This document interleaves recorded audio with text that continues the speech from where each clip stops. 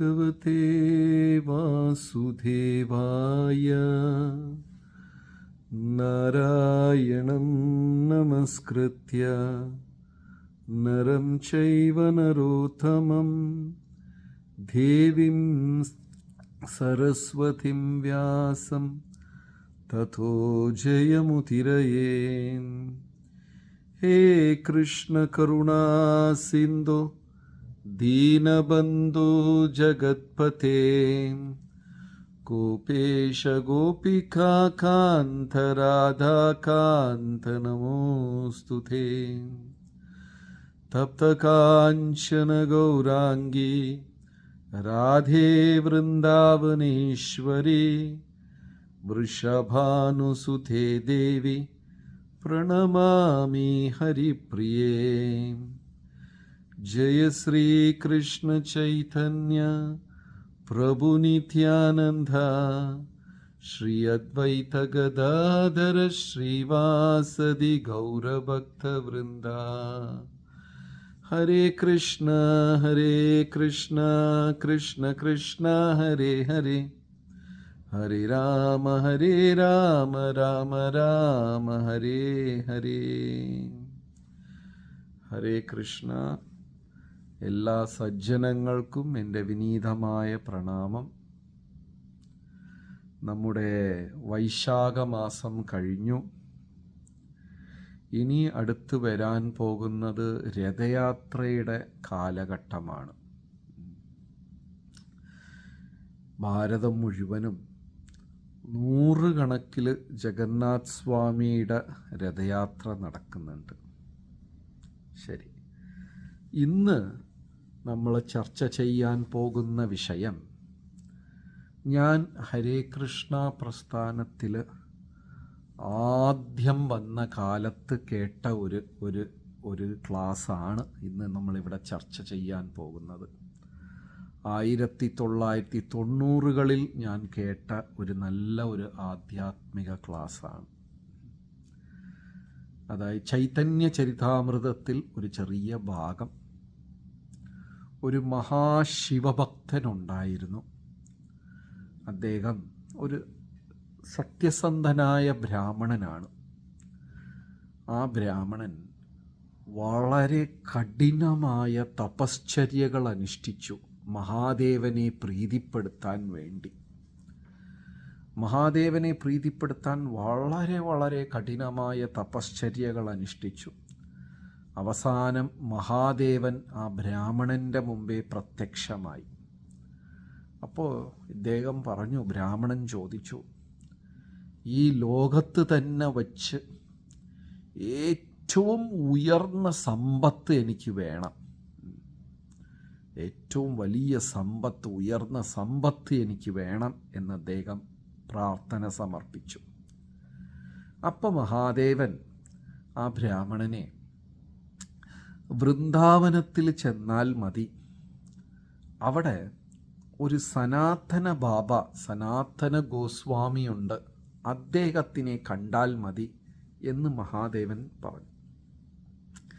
സാധാരണ മഹാദേവനെ വന്ന് ക്ഷിപ്രപ്രസാദി, ആശുതോഷ് എന്നൊക്കെയാണ് പറയുക. ക്ഷിപ്രപ്രസാദി, ചോദിക്കുന്നത് എന്തും തന്നെ മഹാദേവൻ ഉടൻ തന്നെ തരും.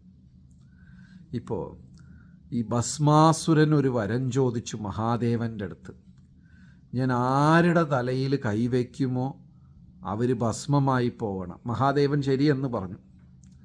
പിന്നെ ഭസ്മാസുരൻ അത് പരിശോധിക്കാൻ മഹാദേവൻ്റെ തലയ്ക്ക് തന്നെ കൈവയ്ക്കാൻ തുടങ്ങി. അപ്പം ആര് എന്തു ചോദിച്ചാലും ക്ഷിപ്രപ്രസാദി, ഉടൻ തന്നെ പ്രസാദിക്കും എന്നാണ് മഹാദേവൻ അറിയപ്പെടുന്നത്. പക്ഷെ ഈ ഒരു കഥയിൽ മാത്രം മഹാദേവൻ എന്ത് ചെയ്തു, നീ വൃന്ദാവനത്തിൽ ചെന്ന് സനാതന ബാബയെ കാണണം എന്ന ബ്രാഹ്മണനെ പറഞ്ഞു വിട്ടു. അതായത് ശിവഭക്തരിൽ 2 കൂട്ടരുണ്ടെന്ന ശാസ്ത്രം പറയുന്ന. ഒന്ന്, ശിവോഹം എന്ന് നാമം ചൊല്ലുന്നവർ. അത് നിങ്ങൾ കേട്ടിട്ടുണ്ടാകും. ശിവോഹം ശിവോഹം എന്ന് ജപം അങ്ങനത്തെ ജപമാണ് അവർ ചെയ്യുന്നത്.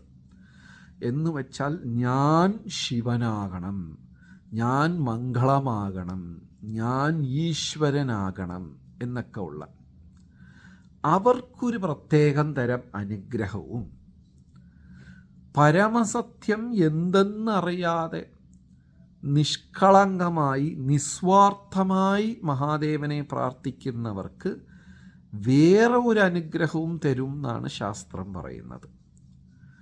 ഒന്നും അറിയാതെ നിഷ്കളങ്കമായി പ്രാർത്ഥിക്കുന്നവരോട്, നിസ്വാർത്ഥമായി പ്രാർത്ഥിക്കുന്നവരോട് മഹാദേവൻ സന്മാർഗത്തിലുള്ള വഴി കാണിച്ചു തരും. പക്ഷേ ഞാൻ ബ്രഹ്മമാകണം, ഈശ്വരനാകണം, ശിവോഹം എന്ന് പ്രാർത്ഥിക്കുന്നവർക്ക് വേറെ തരത്തിലുള്ള അനുഗ്രഹമാണ് മഹാദേവൻ ചൊരിയുന്നത്. അപ്പം ഇവിടെ ഈ ബ്രാഹ്മണൻ്റെ അടുത്ത് പറഞ്ഞു, വൃന്ദാവനത്തിൽ ചെന്നാൽ മതി, അവിടെ ഒരു സനാതന ബാബയുണ്ടാകും, സനാതന ഗോസ്വാമി, യമുനാതീരത്ത്. അദ്ദേഹത്തിനെ കണ്ടാൽ നിനക്ക് ഏറ്റവും വലിയ സമ്പത്ത്. അപ്പോൾ ഈ ബ്രാഹ്മണൻ ചോദിച്ചു, ഭൂമിയിൽ ഏറ്റവും വലിയ സമ്പത്തെന്ന് പറയുന്നത് ചിന്താമണിക്കല്ലെന്നാണ് ആൾക്കാർ പറയുന്നത്, അതെനിക്ക് കിട്ടുമോ എന്ന് ചോദിച്ചു. മഹാദേവൻ പറഞ്ഞു, ആ ബ്രാഹ്മണനെ സമീപിച്ച് ചോദിച്ചാൽ അത് കിട്ടും. ഈ ചിന്താമണിക്കല്ലെന്ന് പറഞ്ഞു കഴിഞ്ഞാൽ അതിനെ കൊണ്ടുപോയി എതിൽ തൊട്ടാലും സ്വർണമായി മാറും. നമ്മുടെ വീട്ടിലൊക്കെ അങ്ങനെ ഒരു കല്ലുണ്ടെങ്കിൽ ആർക്കും ജോലിക്ക് പോകണ്ട, കഷ്ടപ്പെടണ്ട. രാവിലെ എണീറ്റ ഉടനെ വീട്ടിലൊരു 1/2 കിലോ സ്വർണം ഉണ്ടാക്കുക. അപ്പം അങ്ങനത്തെ ഒരു ചിന്താമണിക്കല്ലാണ് ഈ ബ്രാഹ്മണൻ ആഗ്രഹിക്കുന്നത്. ഉടനെ മഹാദേവൻ ചെന്ന് ആ ബാബയെ കണ്ടാൽ മതി. ശരി, സന്തോഷമായി ഈ ബ്രാഹ്മണന്. വളരെ സന്തോഷത്തോട് നേരെ ആള് വൃന്ദാവനത്തിലേക്ക് ചെന്നു. അങ്ങനെ തപ്പിപ്പിടിച്ച് യമുനയുടെ തീരത്തൊക്കെ ചെന്ന് സനാതന ബാബയെ കണ്ടു. ഈ സനാതന ബാബയെ കണ്ടപ്പോൾ ഒരു കൂര പോലും ഇല്ല. വെയിലത്ത് യമുനയുടെ തീരത്ത് ജപമാലയും സ്വന്തം എന്ന് പറയാൻ ഒരു കോണകം മാത്രമേ ഉള്ളൂ ഈ ബാബാജിക്ക്. ഒരു തലയ്ക്ക് മീതെ മഴയ്ക്കും വെയിലും രക്ഷിക്കാൻ ഒരു കൂര പോലും ഇല്ല. അങ്ങനെ ഒരാളിരുന്ന് ജപിച്ചുകൊണ്ടിരിക്കുന്നു. ഈ കണ്ടപാടെ ബ്രാഹ്മണനൊരു സംശയം, ഇദ്ദേഹം ഒന്നുമില്ലാതെ ഈ ബാബാജിയാണോ എനിക്ക് ചിന്താമണിക്കല്ല് തരാൻ പോകുന്നത്? ആളെ കണ്ടിട്ട് ഒന്നുമേ ഇല്ല. ഈ കലിയുഗത്തിലൊക്കെ എങ്ങനെയെന്ന് വെച്ചാലേ, ഒന്നുമില്ലെങ്കിലും കടം മേടിച്ചെങ്കിലും അല്പം ആർപ്പാടത്തോട് ജീവിക്കുന്നവരാണ്. വലിയ കാറ്, വലിയ വിലപിടിപ്പുള്ള വസ്തുക്കൾ, മൊത്തം കടമായിരിക്കും, അല്ലെങ്കിൽ വേറെ ആരുടെയെങ്കിലും ആയിരിക്കും. ഞാൻ ഒരുപാട് ആൾക്കാരെ കണ്ടിട്ടുണ്ട്, നല്ല വിലപിടിപ്പുള്ള വാച്ചൊക്കെ കെട്ടിക്കൊണ്ട് നടക്കും, പക്ഷെ അത് പ്രവർത്തിക്കത്തില്ല, ആ വാച്ച് ഓടത്തില്ല. സമയം എന്താണെന്ന് ചോദിച്ചാൽ, അത് ഒന്ന് വാച്ച് ഓടില്ല കേട്ടോ, റിപ്പയർ ആയിപ്പോയി എന്നൊക്കെ പറയും. എന്നാലും അത് കെട്ടിക്കൊണ്ട് നടക്കും, വില കൂടിയ വാച്ചാണ്. ചിലപ്പോൾ നമ്മുടെ സത്സംഗത്തിലും അങ്ങനത്തെ ആരെങ്കിലുമൊക്കെ കാണും. അതായത് ഒരു സാധാരണ മനുഷ്യൻ അസാധാരണമായി അഭിനയിക്കുന്നത് അഹങ്കാരം. അസാധാരണ മനുഷ്യൻ സാധാരണമായി ജീവിക്കുന്നത് വിനയം. ഈ ഉയർന്ന ആത്മീകവാദികളെല്ലാം എത്ര കഴിവുണ്ടെങ്കിലും സാധാരണക്കാരെ പോലെ ലളിതമായ ഒരു ജീവിതം നയിക്കാൻ ആഗ്രഹിക്കും. കലിയുഗത്തിൻ്റെ കുഴപ്പമാണ്. നമ്മൾ ഇല്ലാത്ത ഒന്നിനെ ഞാനെന്ന് വെളിലോകത്തിൽ കാണിക്കാൻ ആഗ്രഹിക്കുന്ന മനുഷ്യർ. നമ്മളതല്ല, എന്നാലും അറിയില്ലെന്ന് പറയില്ല. അപ്പോൾ ഇവിടെ ചെന്ന് നോക്കിയപ്പോൾ ഈ ബ്രാഹ്മണന് വലിയ അത്ഭുതം തോന്നി. ഒന്നുമേ ഇല്ലാതെ യമുനാ തീരത്തിലിരിക്കുന്ന ഒരു ബാബാജി, ഇദ്ദേഹത്തിൻ്റെ കയ്യിൽ എന്തുണ്ടാകാനാ? ചെന്നു, എന്നാലും ബഹുമാനപൂർവം അദ്ദേഹത്തിനെ തൊഴുതു വണങ്ങി, എന്നെ മഹാദേവൻ പറഞ്ഞയച്ചതാ, അങ്ങയുടെ കയ്യിൽ ചിന്താമണിക്കല്ലുണ്ടെന്ന് ഞാൻ കേട്ടു, അതെന്നെനിക്ക് വേണം, മഹാദേവൻ ചോദിക്കാൻ പറഞ്ഞു. ഓ ശരി, തരാം. അവിടെ സൈഡിൽ നോക്കിയപ്പോൾ അവിടെ കുറേ എന്താ പറയുക ചപ്പ് ചണ്ടി ചവറ്, ഗാർബേജ് കളഞ്ഞിരിക്കുന്ന ഒരു വേസ്റ്റ് കളഞ്ഞിരിക്കുന്ന ഒരു സ്ഥലം. സനാതന ബാബ പറഞ്ഞു, അതിൽ കിടക്കുന്നുണ്ട് ചിന്താമണി, നീ പോയി എടുത്തോന്ന്. ഈ ബ്രാഹ്മണൻ ഓടിച്ചെന്നിട്ട് ആ വേസ്റ്റ് സാധനങ്ങളൊക്കെ കിടക്കുന്നതിൽ കൂടെ തപ്പി നോക്കിയപ്പോൾ അതിനകത്ത് കിടക്കുന്നു ചിന്താമണിക്കല്ല്. അങ്ങനെ ജ്വലിക്കുന്നു. ഉടനെ അത് ബ്രാഹ്മണൻ എടുത്തു, 1-2 കല്ലിനെയൊക്കെ തൊട്ട് നോക്കി. തൊട്ടപ്പോൾ കല്ലെല്ലാം സ്വർണമായി മാറി. ബ്രാഹ്മണൻ്റെ ആഹ്ലാദം, തുള്ളിച്ചാടി ആനന്ദത്തോട് ബ്രാഹ്മണൻ തിരിച്ച് വീട്ടിലേക്ക് പോവുക. കാരണം മനുഷ്യജീവിതത്തിൽ ഇതിനേക്കാളും വലിയ അനുഗ്രഹം എന്തെങ്കിലും ഉണ്ടോ? ആലോചിച്ച് നോക്കൂ. നമുക്കെല്ലാവർക്കും ഓരോ ചിന്താമണിക്കല്ല് കിട്ടിയാൽ നമ്മളാരെങ്കിലും ജോലിക്ക് പോവുമോ? ഒരു മനുഷ്യർ ജോലിക്ക് പോവില്ല. വീട്ടിൽ പാചകമൊന്നും ചെയ്യില്ല. നമ്മൾ 4 ജോലിക്കാരുടെ വീട്ടിൽ വെക്കും. പാത്രം കഴുകാൻ ഒരാൾ, പാചകത്തിന് ഇന്നൊരാൾ, ഇഷ്ടം പോലെ പണമില്ലേ? ഈ ബ്രാഹ്മണൻ ചിന്താമണി കല്ലും എടുത്തിട്ട് ഓടിയപ്പോഴാ അയാൾക്കൊരു സംശയം. ഇത്രയും അമൂല്യമായ കല്ലിനെ ഈ സനാതന ബാബ എന്തിനാ വേസ്റ്റിൽ കൊണ്ടുപോയിട്ടിരിക്കുന്നത്? അപ്പോൾ ഇതിനേക്കാളും വലിയ കല്ല് കയ്യിലിരിപ്പുണ്ടോ ആളുടെ കയ്യിൽ? ഇനി ഇതിനേക്കാളും കൂടിയ സാധനം എന്തെങ്കിലും ആളുടെ കയ്യിൽ കാണോ? ഓടിയ ബ്രാഹ്മണൻ തിരിച്ചെത്തി. ഇത് കൊണ്ടുപോയി വേസ്റ്റിൽ ഒരാൾ കളഞ്ഞിട്ടുണ്ടെങ്കിൽ ഇതിനേക്കാളും വലിയ കാര്യം എന്തെങ്കിലും ഈ സനാതന ബാബയുടെ കയ്യിൽ കാണും എന്നാ ബ്രാഹ്മണൻ തിരിച്ചു ഓടി വന്നു. വീണ്ടും സനാതന ബാബയെ നമസ്കരിച്ചു, തൊഴുതു. ബാബ ചോദിച്ചു, എന്ത് പറ്റി, എന്താ തിരിച്ചു വന്നത്? അല്ല, ഒരു സംശയം. എന്താണ് സംശയം? ഇത്രയും അമൂല്യമായ ചിന്താമണിയെ അങ്ങ് വെറുതെ കൊണ്ടുപോയി ചണ്ടീ ചവറിൽ കളഞ്ഞിരിക്കുകയാണല്ലോ. അപ്പം ഇതിനേക്കാളും കൂടിയത് എന്തെങ്കിലും ഉണ്ടോ എന്ന് ചോദിച്ചു. ഉണ്ടല്ലോ, അതെനിക്ക് തരാമോ? ഓ, തരാം. നീ ആദ്യം ഈ ചിന്താമണിയെ കൊണ്ടുപോയി യമുനയിൽ കളഞ്ഞിട്ട് വന്നാൽ തരാം. ഉടനെ ആ ബ്രാഹ്മണൻ ഓടിച്ചെന്ന് ആ ചിന്താമണിയെ യമുനയിൽ കളഞ്ഞു. തിരിച്ചു വന്നപ്പോൾ സനാതന ബാബ ആത്മീക സുഖത്തിനെയും ഹരേ കൃഷ്ണ മഹാമന്ത്രത്തിനെയും പറഞ്ഞു കൊടുത്തു. അതിനെക്കുറിച്ച് പറഞ്ഞു കൊടുത്തു. ആലോചിച്ച് നോക്കി, ഇന്ന് അങ്ങനെയൊക്കെ ആരെങ്കിലും പറഞ്ഞാൽ ആരെങ്കിലും സ്വീകരിക്കുമോ? എല്ലാം കളഞ്ഞിട്ടാ ബ്രാഹ്മണൻ വന്നപ്പോൾ പറഞ്ഞു, നീ അനുഭവിക്കുന്ന സുഖമെല്ലാം, നീ നേടുന്ന സമ്പത്തുകളെല്ലാം തന്നെ മരണത്തോട് അവസാനിക്കുന്നതാണ്. പക്ഷെ ഈശ്വരനെ സംബന്ധിച്ചുള്ള ജ്ഞാനം മരണം കഴിഞ്ഞാലും എത്ര ജന്മം കഴിഞ്ഞാലും തുടരുന്ന ഒന്നാണ്, ശാശ്വതമാണ്. ബാക്കിയെല്ലാം കൂടിയത് ഒരു ദിവസം പിരിയും. അനാദികാലം മുതൽ ഉള്ളത് അവസാനം വരെ ഉണ്ടാകും. എല്ലാം കൂടിയതാ. ഇപ്പം എനിക്ക് ഈ ശരീരം കിട്ടിയത് എങ്ങനെയാ? ഒരു ജന്മമെടുത്തപ്പോൾ പഞ്ചഭൂതങ്ങളിലിരുന്ന് ഇതെൻ്റെ കൂടെ കൂടി. എൻ്റെ ബന്ധങ്ങൾ, അച്ഛൻ, അമ്മ, ഭാര്യ, ഭർത്താവ്, മക്കൾ, ധനം, വിദ്യ, ഇതെല്ലാം കൂടിയതെല്ലാം ഒരു ദിവസം പിരിയും. അനാദികാലം മുതൽ ഉള്ള ഒരേ ഒരു ബന്ധം, നമുക്കും ഈശ്വരനുമോടുള്ള ഒരു ബന്ധം, അത് എത്ര ജന്മം കഴിഞ്ഞാലും പിരിയത്തില്ല. അങ്ങനെ സനാതന ബാബ ബ്രാഹ്മണന് ഉപദേശിച്ചു കൊടുക്കുകയും ആ ബ്രാഹ്മണൻ അതിനെ സ്വീകരിച്ച് വളരെ അടുക്കും ചിട്ടയോടും ശ്രദ്ധയോടും നാമജപം ചെയ്യാനും തുടങ്ങി. അപ്പം നാമജപമാണ് ഏറ്റവും വലിയ സമ്പത്ത്.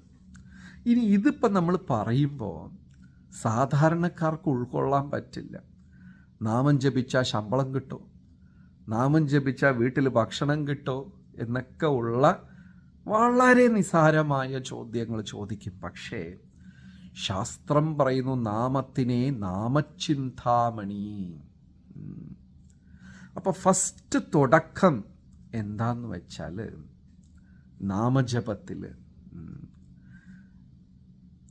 സാധുസംഗ വൈഷ്ണവ സേവ നല്ലോണം ജപിക്കണം.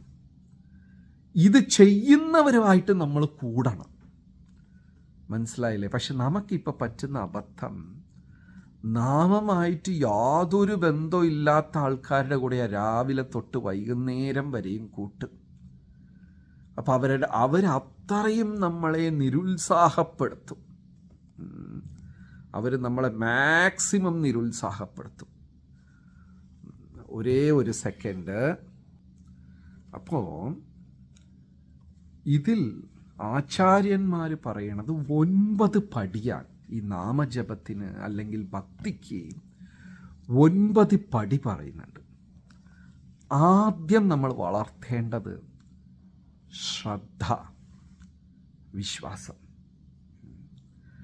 അതായത് ഈ വിശ്വാസം എന്ന് പറയുന്നത് അടിയുറച്ച വിശ്വാസം. ശ്രദ്ധ. എന്തെങ്കിലും ഒരു പോരായ്മയോ വിട്ടുവീഴ്ചകളോ എന്തെങ്കിലും ഒരു പരീക്ഷണമോ വന്നാൽ തളർന്നു പോകാത്ത ശ്രദ്ധ. ഭക്തിയിൽ അതാദ്യം നമ്മൾ ഉണ്ടാക്കിയെടുക്കണം. ഇപ്പം നമുക്കൊക്കെ എന്താ പറയുക, വിശ്വാസമുണ്ട്, ഭഗവാനാണ്, നാമജപമാണ്, വിശ്വാസമുണ്ട്.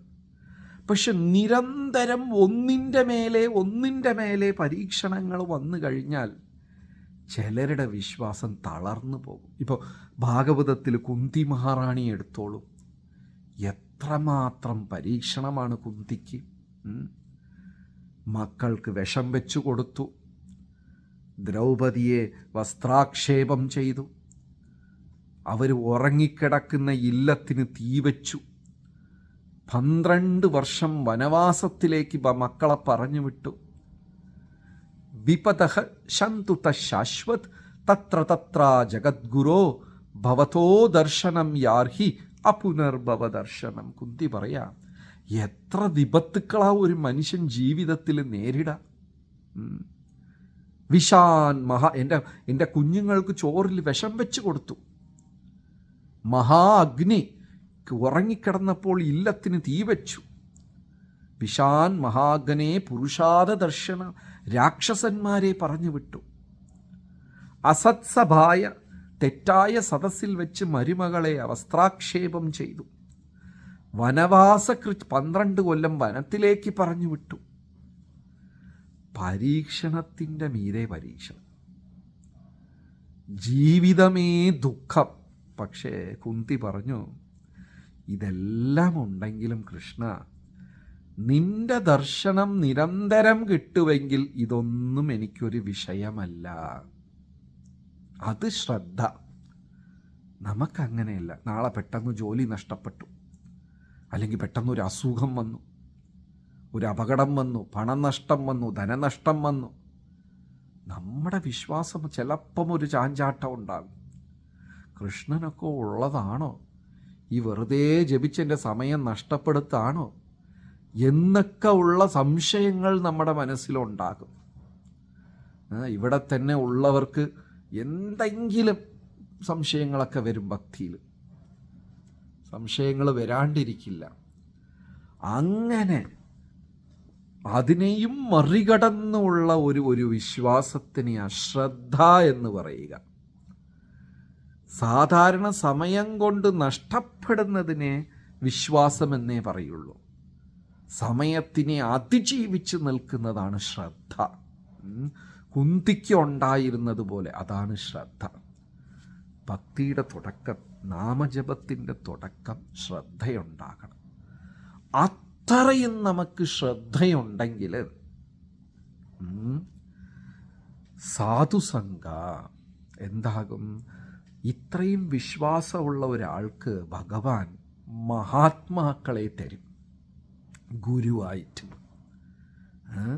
അല്ലെങ്കിൽ നമുക്ക് വന്ന് ഭഗവാനെ ഓർമ്മിപ്പിക്കാനായിട്ട് എന്താ പറയുക, സംഘം, അങ്ങനത്തെ സംഘം. വിശ്വാസമുണ്ടെങ്കിൽ സാധുസംഘമുണ്ടാകും. അപ്പം അങ്ങനത്തെ കുന്തിക്ക്, പരീക്ഷണത്തിൽ കിടന്ന കുന്തിക്ക് ഭഗവാൻ അയച്ചു കൊടുത്ത ഒരു മഹാത്മ, ഒരു സംഘമാണ്. ആരെന്ന് പറയാമോ? നിങ്ങൾക്ക് പേരറിയോ നോക്കട്ടെ. കുന്തി ഓരോ തവണ ഒന്ന് വിഷമിക്കുമ്പോഴും പെട്ടെന്ന് തൊട്ടടുത്ത് ഓടി വന്ന് ആ കുന്തിയെ സംരക്ഷിക്കുന്ന ഒരു മഹാത്മാവ്. ഭഗവാന്റെ കാര്യങ്ങളെല്ലാം പറഞ്ഞ്, കൃഷ്ണ ഭഗവാനല്ല, സാധു, ഒരു മഹാസാധു, അദ്ദേഹം വന്ന് ഭഗവാന്റെ കാര്യങ്ങൾ പറഞ്ഞ് തളരുന്ന കുന്തിയെ അങ്ങ് താങ്ങിപ്പിടിക്കും. ഒരു കണക്കിന് കുന്തിയുടെ ഗുരുവായിരുന്നു അദ്ദേഹം എന്നാണ്. ആർക്കുത്തരം കിട്ടിയില്ല. മഹാത്മാ എന്നാണ് അതിനെ പറയുന്നത്. അദ്ദേഹത്തിനെ പറയുമ്പോഴും കറക്റ്റ്, വിതുര മഹാത്മ. കൊട്ടാരത്തിൽ ഓരോ തവണ കുന്തിക്ക് പരീക്ഷണം വരുമ്പോഴും ഓടിയെത്തുന്ന ഒരാളായിരുന്നു വിതുര മഹാത്മ. അങ്ങനെ ഒരു മഹാത്മ, ഉയർന്ന സാധുക്കൾ കിട്ടുന്നത് ഒരു മഹാഭാഗ്യമാണ് നമ്മുടെ ജീവിതത്തിൽ. അങ്ങനെ ഒരാളെ കിട്ടിക്കഴിഞ്ഞാൽ, അപ്പം ശ്രദ്ധ, അത് കഴിഞ്ഞാൽ സാധുസംഘ, അങ്ങനെ ഉയർന്ന ഒരാൾ കിട്ടും. അങ്ങനെ ഒരു സാധുവിനെ കിട്ടിക്കഴിഞ്ഞാൽ, ഗുരുവോ ഗുരുവിൻ്റെ അനുഗ്രഹമോ മഹാത്മാക്കളുടെ അനുഗ്രഹമോ ഉയർന്ന ഭക്തരുടെ സംഘമോ, അത് കിട്ടിക്കഴിഞ്ഞാൽ, അല്ല, കുന്തിക്ക് നാരദ മഹർഷിയല്ല, കുന്തിക്ക് വിതുരരാണ് വന്നത്. അത് കഴിഞ്ഞ് നമ്മൾ ചെയ്യുന്ന ഒരു ജപമുണ്ടല്ലോ, ഭജനക്രിയ. മൂന്നാമത്തെ സ്റ്റേജ് ഭജനക്രിയ. ഫസ്റ്റ് സ്റ്റേജ് ശ്രദ്ധ, സെക്കൻഡ് സ്റ്റേജ് രണ്ടാമത്തെ ഘട്ടം സാധുസംഘ, മൂന്നാമത്തത് ഭജനക്രിയ. അപ്പോൾ നമ്മൾ ചെയ്യുന്ന ഒരു ഭജനയുണ്ടല്ലോ, ജപമുണ്ടല്ലോ, അതിന് അല്പം കൂടെ അഴുത്തവും തിരുത്തവും വ്യക്തതയും ഒരു ഭക്തിയും ഒക്കെ ഉണ്ടാകും. വെറുതെ ജപിക്കുക, അത് എനിക്ക് തന്നെ 1-2 അനുഭവങ്ങൾ ഉണ്ടായിട്ടുണ്ട്. നമ്മൾ വെറുതെ ദിവസം ജപിക്കുന്നതിനും മഹാത്മാക്കളുടെ കൂടെ, ഗുരുജനങ്ങളുടെ കൂടെ, ആത്മീക ഗുരുവിൻ്റെ കൂടെ ഇരുന്ന് ജപിക്കുമ്പോൾ ഒരു മന്ത്രം പോലും മനസ്സിൽ നിന്ന് തെറ്റില്ല. കാരണം അത് എൻ്റെ ബലമല്ല, നമ്മുടെ മുമ്പേ ഇരിക്കുന്ന സാധുക്കളുടെ ബലം. കാരണം അവർ ഭഗവാനെ മാത്രം സമ്പത്തായി എടുത്തവരാണ്. നമ്മൾ ഭഗവാൻ ഒഴികെ ബാക്കി എല്ലാ കാര്യങ്ങളെയും ലക്ഷ്യമാക്കിയവരാണ്. അങ്ങനെ ഗുരുജനങ്ങൾ നമ്മളോട് ഇരിക്കുമ്പോൾ ആ സമയം നമ്മൾ ചെയ്യുന്ന ജപം, അതിന് ഒരു പ്രത്യേകതയാണ്. അപ്പോൾ മൂന്നാമത്തെ സ്റ്റേജ് ഭജനക്രിയ. ആ സമയത്ത്, അതായത് അതുകൊണ്ടാണ് ഈ പല ക്ലാസ്സുകളിൽ നമ്മൾ പറയുന്നത്, ഒരു സദ്ഗുരുവിലിരുന്ന് മന്ത്രദീക്ഷ എടുക്കണം. മന്ത്രദീക്ഷയ്ക്ക് മുമ്പേ ഉള്ള ജപത്തിനും മന്ത്രദീക്ഷയ്ക്ക് പുറകെ ഉള്ള ജപത്തിനും കുറച്ച് വ്യത്യാസമുണ്ട്. കാരണം നമുക്കൊരു സാധുവിനെ കിട്ടിക്കഴിഞ്ഞു, അത് കഴിഞ്ഞുള്ള ഭജനക്രിയ ഭയങ്കരമായിരിക്കും. ശ്രീമദ് ഭാഗവതം തന്നെ വ്യാസമഹർഷി ആദ്യമേ രചിച്ചു. ഭാഗവതം ചെറുതായിരുന്നു, 18,000 ശ്ലോകമൊന്നും ഇല്ലായിരുന്നു, കുട്ടിയായിരുന്നു ഭാഗവതം. ഈ ഭാഗവതം മുഴുവനും വ്യാസമഹർഷി രചിച്ചിട്ടും അദ്ദേഹത്തിന് തൃപ്തി ഉണ്ടായില്ല. അപ്പോഴാ തൻ്റെ ഗുരുവായ നാരദ മഹർഷി എടുത്ത് ചോദിക്കുന്നത്, ഞാൻ ഭാഗവതം മുഴുവനും രചിച്ചല്ലോ, എന്നിട്ടും എനിക്ക് തൃപ്തിയില്ലല്ലോ, എന്താ ചെയ്യുക? പിന്നെ നാരദ മഹർഷി പറഞ്ഞു, ഭഗവാന്റെ ഗുണലീലകളെ വർണ്ണിക്കണം. അപ്പോൾ വ്യാസമഹർഷി ഭാഗവതത്തിൽ ഒന്നും കൂടെ എഴുതി കൂട്ടി. അങ്ങനെയാണ് ദശമസ്കന്ധ ഇത്ര വലുതായതും ഇന്ന് നമ്മൾ കാണുന്ന 18,000 ശ്ലോകമായി മാറിയത്. അപ്പോൾ ഒരു സാധുവിൻ്റെ അനുഗ്രഹം കിട്ടുമ്പോൾ ഉണ്ടാകുന്ന ഭക്തി വേറെയാണ്. അത് മൂന്നാമത്തെ സ്റ്റേജ്. ശ്രദ്ധ, വിശ്വാസമുണ്ടെങ്കിൽ സാധുസംഘ, നല്ല സാധുക്കളെ കിട്ടും. നല്ല സാധുവിൻ്റെ സംഘം കിട്ടിയാൽ ഭജനക്രിയ, ഭക്തി, ജപം, ഭജന നന്നായി ചെയ്യാൻ പറ്റും. അപ്പം നമുക്ക് അനർത്ഥ നിവൃത്തി, എൻ്റെ നാലാമത്തെ ഘട്ടം, എൻ്റെ ഉള്ളിലുള്ള അഴുക്കുകൾ എന്താണ് എന്ന് കാണാൻ പറ്റും. ഇത്ര ദിവസം നമ്മൾ എന്താ ചെയ്തുകൊണ്ടിരിക്കുന്നത്? കണ്ണാടിയെ അലങ്കരിക്കുകയാണ്. പിന്നെയാണ് കണ്ണാടിയിൽ കാണുന്ന മുഖത്തിനെ അലങ്കരിക്കുക.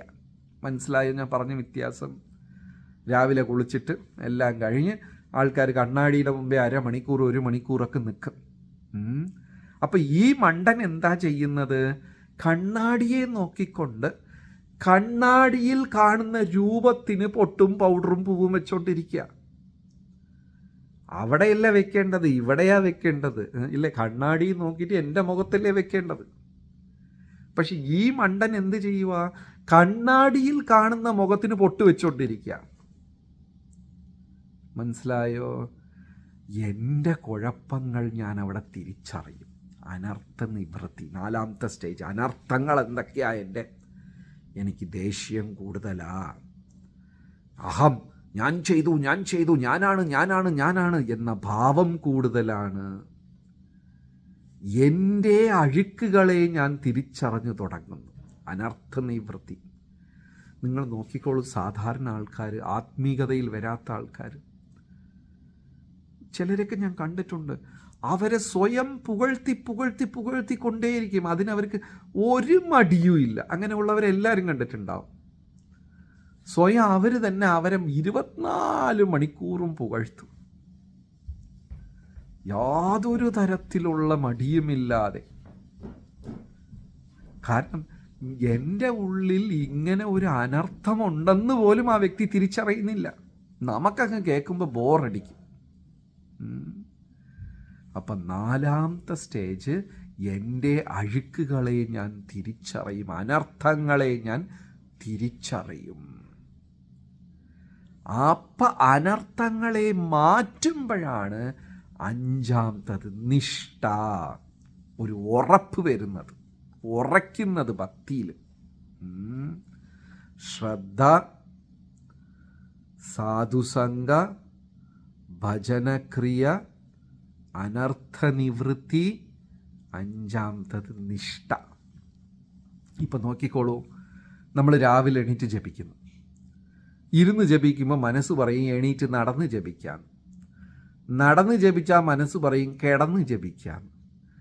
കിടന്ന് ജപിക്കുമ്പോൾ മനസ്സ് പറയും അയ്യോ തുണി മടക്കി വെച്ചില്ലല്ലോ, രാവിലെ അതെടുത്തില്ലല്ലോ, ഇതെടുത്തില്ലല്ലോ, അയ്യോ എൻ്റെ മെസ്സേജ് ഞാൻ ചെക്ക് ചെയ്തില്ലല്ലോ. ഉടനെ വലത്തെ കയ്യിൽ ജപമാല, ഇടത്തെ കയ്യിൽ ഫോണ്, മെസ്സേജ് ചെക്ക് ചെയ്യും. ഉടനെ മനസ്സ് പറയും മറ്റേത് ഇതാക്കിയില്ലല്ലോ. ഒരു സ്ഥലത്ത് നമ്മളെ ഇരുത്തൂല്ലെന്നേ നമ്മുടെ മനസ്സ്. ഈ അനുഭവം എത്ര പേർക്കുണ്ട്? ആർക്കും ഇല്ല. എല്ലാവർക്കും ഉണ്ട്. നിഷ്ഠ, ഒരു ഉറപ്പ് വരില്ല ഭക്തിയിൽ. ഇപ്പം നമ്മളെല്ലാം നാട്ടുകാരെ കാണിക്കാനുള്ള ഭക്തി മാത്രമേ ഉള്ളൂ, ശരിക്കുള്ളതില്ല. 6ാമത്തെ സ്റ്റേജിലാണ് നിഷ്ഠ, ഒരു ഉറപ്പ് വരുന്നത്. എന്ന് നമുക്ക് ദിവസവും 16 മാല ഇരുന്ന സ്ഥലത്തിൽ ജപിക്കാൻ സാധിക്കുന്നു. സുന്ദരേശൻ സാർ പറയണോ, ചിലപ്പോഴുണ്ട്. കറക്റ്റ്, ചിലപ്പോഴുണ്ട്.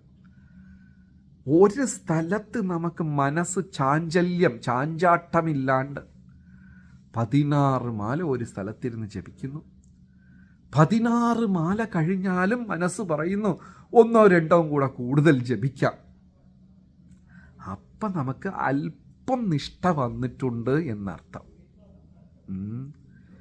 ഇതിപ്പോൾ എങ്ങനെയാണെന്ന് വെച്ചാൽ 16 ആയോ തീർന്നോ എന്ന് നമ്മൾ എണ്ണി നോക്കി ചെയ്യുന്നതാണ്. ആ സ്റ്റേജ് നിഷ്ഠ. അപ്പം നിഷ്ഠ കഴിയുമ്പോഴാണ് അടുത്തത് രുചി. അപ്പം വീണ്ടും ആദ്യം തൊട്ട് ശ്രദ്ധ, സാധുസംഗ, ഭജനക്രിയ, അനർത്ഥനിവൃത്തി. എൻ്റെ അനർത്ഥങ്ങൾ തിരിച്ചറിഞ്ഞാൽ മാത്രമേ നിഷ്ഠയുണ്ടാവുള്ളൂ. നിഷ്ഠ വന്നാൽ മാത്രമേ ജപത്തിലൊരു രുചി ഉണ്ടാവുള്ളൂ. രുചി അപ്പോഴേ ഉണ്ടാവുള്ളൂ. അപ്പോൾ രുചി ഉണ്ടാകുമ്പോൾ നമ്മൾ എന്താവും? എണ്ണത്തിനെ മറികടക്കും. 16 എന്നുള്ളത് ആ സ്റ്റേജിൽ നമുക്ക് രാവിലെ അലാം ക്ലോക്ക് വേണ്ട, താനേ നമ്മൾ എഴുന്നേറ്റ് ചെയ്യും. താനേ അയ്യോ ഇന്ന് പുസ്തകം വായിച്ചില്ലല്ലോ, താനേ വായിക്കും. ഭഗവാന്റെ നാമജപം ചെയ്യും. ഇനിയൊരാൾക്ക് അതിനെക്കുറിച്ച് പറഞ്ഞു കൊടുക്കും. ആ സ്റ്റേജ് രുചി. അത് നമ്മൾ ആസ്വദിച്ച് ചെയ്യും. എങ്ങനെയാണോ ഒരു സദ്യ നമ്മൾ ആസ്വദിച്ച് കഴിക്കുന്നത്, സദ്യ എന്ന വാക്കിന് ഉടൻ തൃപ്തി നൽകുന്നത് എന്നാണ് അർത്ഥം. മലയാളത്തിൽ നമ്മൾ സദ്യ കഴിച്ചോ എന്ന് പറയില്ലേ? സദ്യ എന്ന് വെച്ചാൽ എന്താ അർത്ഥം? കഴിക്കണ്ട, അതിനെ കണ്ട ഉടനെ അങ്ങ് മനസ്സ് നിറയും, തൃപ്തിയാണ്. മനസ്സിലായില്ലേ? അതുപോലെ രുചി എന്ന് പറഞ്ഞാൽ അപ്പം തന്നെ നമുക്ക് തൃപ്തി ഉണ്ടാകും. നാമജപവും കാര്യം അത് കഴിയുമ്പോൾ അടുത്തത് 7ാമത്തെ സ്റ്റേജ് ആസക്തി. അല്പം മതി, എല്ലാം മതി, ഡ്രസ്സൊക്കെ ഉണ്ടല്ലോ ഇഷ്ടംപോലെ, അത്രയും മതി, ഇതോ അതൊക്കെ മതി, ഇനിയിപ്പോൾ ആവശ്യമില്ല. മതി എന്ന് പറയുന്ന ഒരു മനസ്സ്.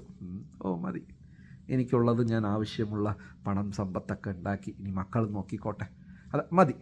ആ ഒരു സാറ്റിസ്ഫാക്ഷൻ, ആത്മസംതൃപ്തി, ഭൗതിക ലോകത്തിലൊരു ആസക്തി. ഇനി പഴയ പോലെ സിനിമയ്ക്കും ഡ്രാമയ്ക്കും അവിടെയൊക്കെ ചുറ്റാൻ താല്പര്യമില്ല. സമയം കിട്ടിയാൽ ഏതെങ്കിലും ഒരു ഭാഗവതം വായിക്കാനോ അല്ലെങ്കിൽ ഭഗവാനെ സേവിക്കാനോ നാമജപ ആർക്കെങ്കിലും പറഞ്ഞു കൊടുക്കാനോ ഉള്ള മനസ്സേ ഉള്ളൂ. ആസക്തി. അത് കഴിയുമ്പോഴാ ഭാവം എന്താണ്? നാമജപം ചെയ്യുമ്പോൾ കണ്ണ് നിറയുക, സന്തോഷം തോന്നുക, ഭാവം. അപ്പോൾ ചിലരൊക്കെ വിചാരിക്കും, അല്ല എനിക്കും ജപിക്കുമ്പോൾ കണ്ണ് നിറയാറുണ്ടല്ലോ. അത് ഭാവമല്ല. നമുക്ക് ജപിക്കുമ്പോഴും കണ്ണ് നിറയും, വൈഫ് എന്തെങ്കിലും പറയുമ്പോഴും കണ്ണ് നിറയും, ഹസ്ബൻഡ് എന്തെങ്കിലും പറയുമ്പോൾ കണ്ണ് നിറയും, കുട്ടി എല്ലാത്തിനും കണ്ണ് നിറയും. അതൊന്നും ഭാവമല്ല, അത് അവരുടെ ഒരു സ്വഭാവമാണ്. എല്ലാത്തിനും കണ്ണ് നിറയുന്നത്. അവർ അമ്പലത്തിൽ പോയാൽ അവർക്ക് സ്വാഭാവികമായിട്ട് കണ്ണ് നിറയും, അത് വേറെ. മറ്റതിൽ ആസക്തി ഉണ്ടാവുകയും ഭക്തിയിൽ കണ്ണ് നിറയുന്നതുമായ ഒരു ഭാവം. അത് കഴിയുമ്പോൾ 9ാമത്തത് ഈശ്വരപ്രേമം. ഭക്തിയിൽ മനോഹരമായി സ്റ്റെപ്പുകൾ പറയുന്നുണ്ട്. ശ്രദ്ധ, പിന്നെ ആദ്യം ശ്രദ്ധ, സാധുസംഗ, ഭജനക്രിയ, അനർത്ഥനിവൃത്തി, നിഷ്ഠ, രുചി, ആസക്തി, ഭാവ, പ്രേമം. നമ്മൾ ക്രമേണ ഒന്നൊന്നായി ഉയർന്നു വരണം. ഹരേ കൃഷ്ണ. വളരെ സന്തോഷം. അടുത്ത സത്സംഗത്തിൽ കാണാം. നമസ്കാരം.